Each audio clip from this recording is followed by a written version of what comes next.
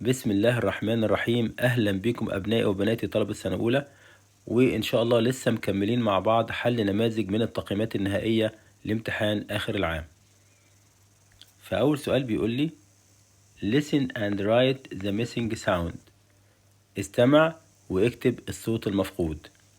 أول صورة عندنا صورة بنت وحاطة إيديها على بقها، يعني بتقول نقعد ساكتين ونهدى. نسمع أول كلمة quiet. يبقى ناقص حرف الكيو. الصورة التانية صورة صديري، والصديري يعني فيست يبقى ناقص حرف الفي. الصورة التالتة صورة ولد بيتاوب. نسمع يان يبقى ناقص حرف الواي. آخر صورة عندنا صورة أشعة. نسمع اكس راي يبقى ناقص حرف الاكس. نمبر 2 read and match. اقرأ ووصل. فأول سؤال بيقول لي I see a mop، يعني أنا شايف ممسحة. هنوصل على صورة الممسحة. نمبر 2 It's a hospital، إنها مستشفى. يلا بينا نشوف صورة المستشفى ونوصل عليها. تمام. نمبر 3 This is a flower، هذه تكون زهرة. يلا نشوف فين صورة الزهرة ونوصل عليها. Very good. نمبر 3 Look and scramble and write، يعني انظر وعيد الترتيب واكتب. أول صورة عندنا صورة ولد بيجري، ويجري يعني run. يلا نرتب حروف كلمة run.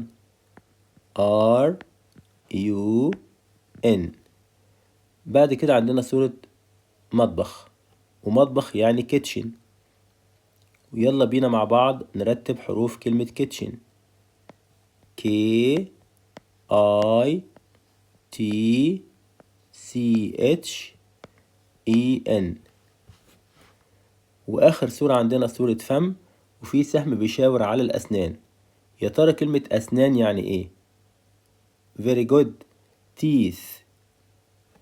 يلا نرتب حروف كلمة teeth. T E E T H. Number 4 Look, read and complete، يعني انظر واقرأ وكمل. أول حاجة بنعملها بنترجم الكلمات اللي عندنا الأول. يعني إيه كلمة closet يعني دولاب. toilet، وكلمة toilet معناها المرحاض. hospital، وكلمة hospital معناها مستشفى. ونبدأ نحل. فأول صورة جايب لي صورة مستشفى. يلا نقرأ الجملة. We go to the نقط، نحن نذهب إلى إيه؟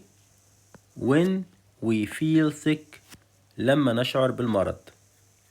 إحنا بنروح فين لما نكون تعبانين؟ Very good. hospital. نكتب حروف كلمة hospital. H O S P I T A L. وممكن نحط على الكلمة نمبر 1. وفي الصورة التانية جايب لي صورة دولاب. ويلا نقرأ الجملة. The نقط ال A is in the bedroom، يكون في غرفة النوم. وطبعا هنا يقصد الدولاب. يا ترى معنى كلمة دولاب ايه في الكلمات اللي فوق؟ closet. very good.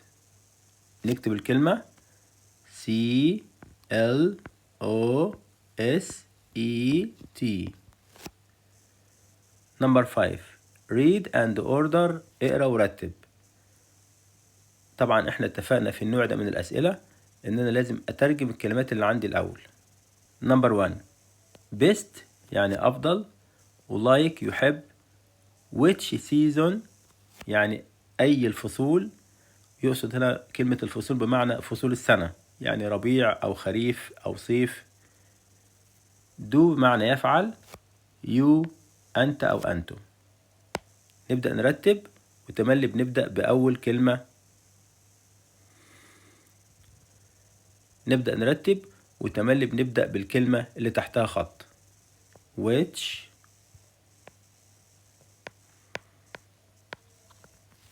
season.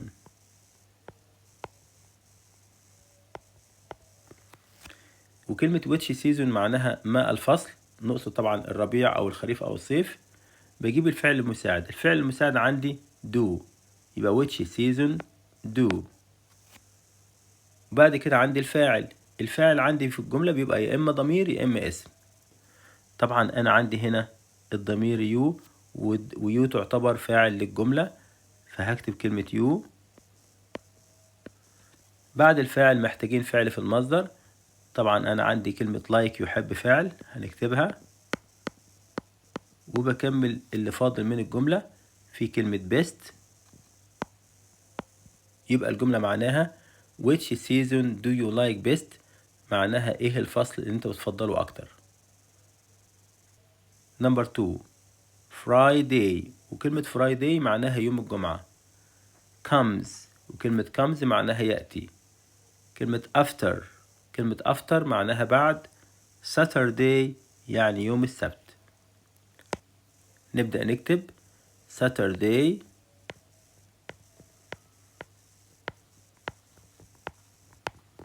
يوم السبت. نجيب فعل الجملة. طبعا Saturday يعتبر فاعل الجملة، عاوزين بعد الفاعل فعل. comes يأتي. نكمل المعنى. الجمعة بيجي ايه؟ very good. هنجيب كلمة after بعد Friday، بعد يوم الجمعة. يبقى Saturday comes after Friday، يعني السبت بيأتي بعد الجمعة. نمبر 3 نبدأ نترجم الكلمات. feel يشعر. does فعل مساعد بمعنى يفعل. how كيف. he هو. نبدأ بالكلمة اللي تحتها خط. how فعل مساعد does. الفاعل عندي he. فعل في المصدر feel. و question mark علامة الاستفهام. وكده الجملة معناها how does he feel، يعني كيف هو يشعر. نمبر 6 look and write the words، يعني انظر واكتب الكلمات. أول صورة عندنا صورة زبادي، وزبادي يعني يوجرت. نكتب الكلمة Y O G U R T. بعد كده صورة ولد، والولد غاضب، وكلمة غاضب يعني angry. A N G R Y. في الصورة التالتة جايب لي صورة حديقة حيوان، وحديقة حيوان يعني zoo. Z O O. آخر صورة عندنا صورة رغيف خبز صغير، ورغيف خبز صغير يعني bun. B U N. نمبر 7 look and write the missing letters، يعني انظر واكتب الحروف اللي ناقصة. أول صورة عندنا صورة ساعة، وساعة يعني watch، ناقصة حرف ال A وحرف ال C. بعد كده عندنا صورة شهر مارس، وشهر مارس يعني مارش، ناقصة حرف ال A وحرف ال R. بعد كده عندنا صورة كرسي، وكرسي يعني chair، ناقصة حرف ال H وحرف ال R. آخر صورة عندنا صورة عربية نقل أو شاحنة، وشاحنة يعني truck، ناقصة حرف ال U وحرف ال K. وكده نكون خلصنا، والسلام عليكم ورحمة الله وبركاته.